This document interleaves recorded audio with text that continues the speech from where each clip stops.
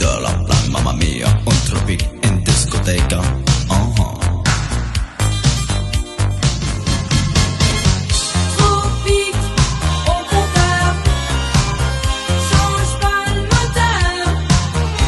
Quand même une chose, c'est que Zemmour passe derrière moi à tous les niveaux. À tous les niveaux. Tout ce qu'il dit de sérieux et d'intéressant, je l'ai dit avant lui. J'ai écrit le livre sur la féminisation 7 ans avant lui.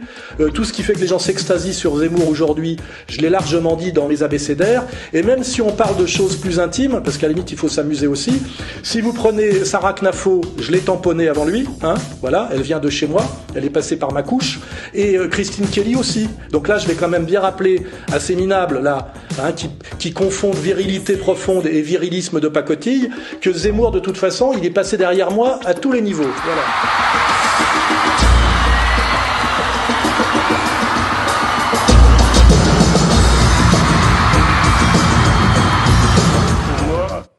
Nous sommes face à une sorte de gigantesque mensonge, probablement l'un des plus grands mensonges de tous les temps. Donc voilà, je vous annonce ça très tranquillement, mais je vais le développer par la suite si vous le voulez bien.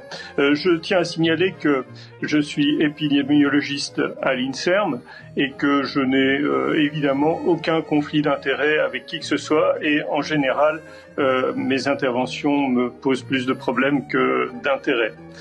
Voilà. Ça nous va bien, tiens, voilà qui va nous arranger. Un mot quand même, j'aimerais qu'on revienne sur ces études. Est-ce que vous allez dans ce sens? Est-ce que ce sont des choses que vous faites à votre niveau, au niveau de la recherche, de voir quel est l'impact réel sur l'hôpital d'un nouveau variant, et en l'occurrence celui-ci, qu'en pensez-vous?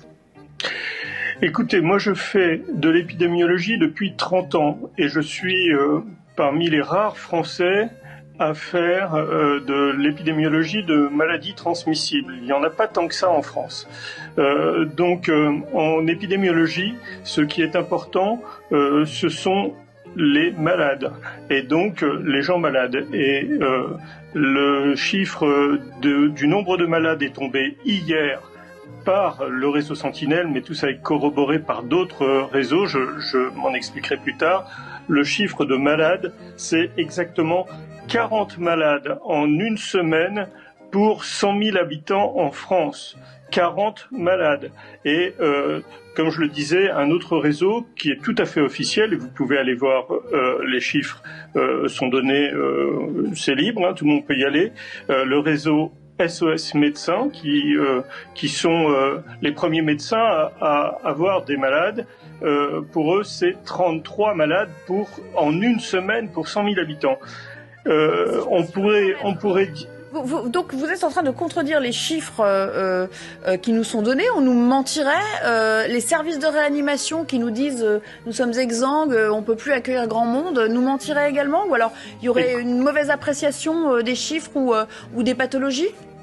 Alors écoutez, ça fait maintenant presque 2 ans. Bientôt ça va faire 2 ans qu'on nous raconte à peu près la même histoire. C'est la 5e fois qu'on nous raconte, on a exactement le même scénario. Si vous voulez, les chiffres en admission hospitalière de cette semaine sont exactement de 12,9 admissions à l'hôpital pour Covid en une semaine pour 100 000 habitants.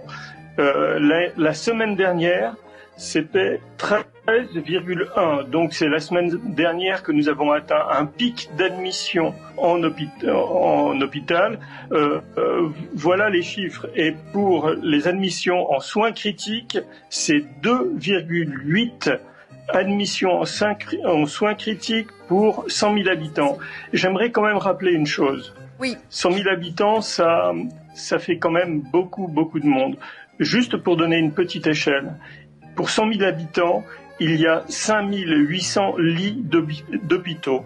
Vous voyez, on a 12,9 admissions pour 100 000 habitants en une semaine et on a 5 800 lits d'hôpitaux pour la même population. Merci beaucoup en tout cas de nous avoir donné votre sentiment et je vous confirme, vous n'allez pas vous faire que des amis aujourd'hui en nous donnant tous ces chiffres, même si... Mais c'est pas grave parce que à terme, je sais que je n'ai pas d'amis depuis très très longtemps, mais ce que je dis, tout le monde peut le vérifier et j'espère que tout le monde sortira de cette torpeur invraisemblable dans laquelle nous sommes.